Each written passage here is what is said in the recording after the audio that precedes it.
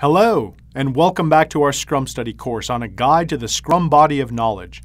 We are in Module 5 and have just finished a session on Form Scrum Team Process.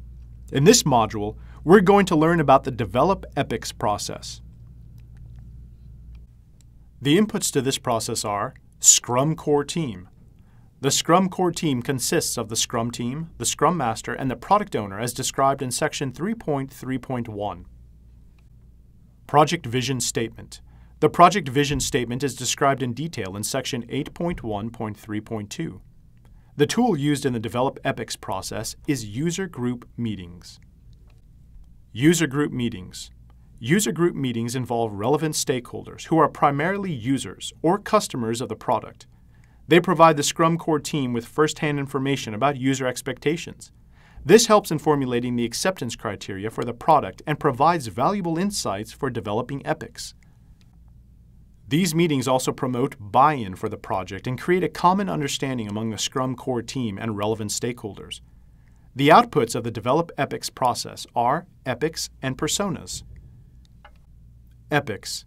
Epics are written in the initial stages of the project when most user stories are high-level functionalities or product descriptions and requirements are broadly defined. They are large, unrefined user stories in the prioritized product backlog.